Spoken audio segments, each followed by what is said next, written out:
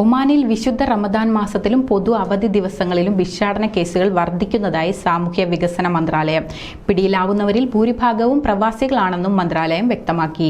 കഴിഞ്ഞ ദിവസം നടന്ന മാധ്യമ സമ്മേളനത്തിൽ മന്ത്രാലയത്തിന്റെ ഔദ്യോഗിക വക്താവ് ഹമൌദ് ബിൻ മുർദാദ് അൽ ഷബീബിയാണ് ഇക്കാര്യം വെളിപ്പെടുത്തിയത്. യാചകരെ പിടികൂടുന്നതിനുള്ള പ്രാഥമിക ഉത്തരവാദിത്തം റോയൽ ഒമാൻ പോലീസിനാണ്.